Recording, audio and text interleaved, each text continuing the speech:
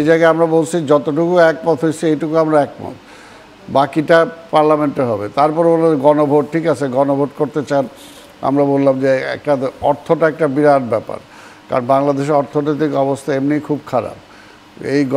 এই সরকার আসার পরে কোনো সূচকে কি দেশ সামনের দিকে গেছে? কোনো সূচকে সামনের দিকে নাই। যারা আজকে অস্থিরতার সৃষ্টি করতেছে, দুইটা সেকশনকেই বলতে চাই যে কারণটা কি। একটা হলো যে আওয়ামী লীগের পক্ষ থেকে লকডাউন, কী কারণে?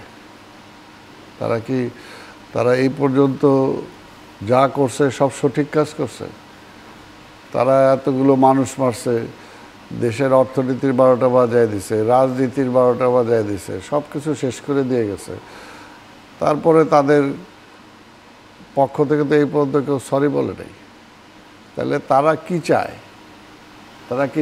আবার সেই অন্ধকারের যুগে ওইটাই থাকবে, আওয়ামী লীগকে ওই কারণে ফিরিয়ে নিতে হবে?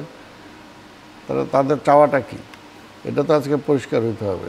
তাদের অবস্থানটা কি? আজকে তাদের কোনো নেতা আছে? তাদের দলের এইখানে নেতৃত্ব পালাইছে, পালানোর পরে এখন যে তারা চায়, তাদের নেতাকে, তাদের দল আছে? দলের কোনো অ্যাক্টিভিটিস আছে? কিছুই তো নাই। আরেকটা যারা অস্থিরতা করতেছে, এরা অস্থিরতা করতেছে কেন? আমরা তো 5ই আগস্টের পরে আর তো এইরকম অস্থিরতার জন্য তো আমরা হাসিনারে তাড়াই নেই। এখন তারা যেভাবে শুরু একটা শান্তিপূর্ণ একটা নির্বাচন হবে, এবং নির্বাচনটা যাতে সুষ্ঠুভাবে হইতে পারে সেটার জন্য প্রতিটা রাজনৈতিক দল একসাথে বসে একটা জায়গায় একটা এগ্রিমেন্টে আমরা পৌঁছলাম যে এতটুকু আমরা এগ্রি করছি, এতটুকু এগ্রি করি নাই, এতটুকু নোট অফ ডিসেন্ট দিছি, ঠিক আছে যতটুকু হয়েছি এইটুকু নিয়ে আমরা ইলেকশনে যাব। ইউনূস সাহেব কী বলছেন প্রথমেই? যে আমি চেষ্টা করব ঐক্যমত করার জন্য, যতটুকু হবে ততটুকু নিয়েই আমি সংস্কার করে আমি নির্বাচনে যাব, তারপরে বাকি দায়িত্ব নির্বাচিত পার্লামেন্টের। তাহলে এখন যে জায়গায় 9 মাস আলোচনা করে একটা পর্যায়ে দাঁড়াইলো, হঠাৎ করে আবার ব্যাক টু প্যাভিলিয়ন কেন?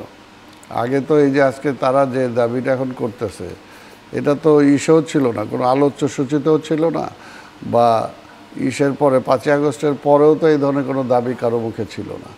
আজকে গণভোট, আরও কিছু দাবি ছিল, আমরা এগ্রি করছি। গণভোটের ব্যাপারেও যেটা আমরা বলছি, যত কিছুই আপনি করেন না কেন, ফাইনালি তো আপনার একটা ইলেক্টেড পার্লামেন্টে যাইতে হবে। যদি এখন এই গভর্নমেন্ট কিছু কাজ করেও সেটা ফাইনাল ওই পার্লামেন্ট যদি অ্যাপ্রুভ করে, তাইলে তো সেটা আইন আকারে রূপান্তরিত হবে, আর তাহলে তো হবে না।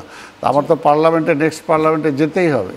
তো সেই জায়গায় আমরা বলছি যতটুকু একমত হয়েছে এইটুকু আমরা একমত, বাকিটা পার্লামেন্টে হবে। তারপর হলো গণভোট, ঠিক আছে গণভোট করতে চান, আমরা বললাম যে অর্থটা একটা বিরাট ব্যাপার, কারণ বাংলাদেশের অর্থনৈতিক অবস্থা এমনি খুব খারাপ। এই সরকার আসার পরে কোনো সূচকে কি দেশ সামনের দিকে গেছে? কোনো সূচকে সামনের দিকে নাই, সবগুলোতে তো আমরা পিছাইছি।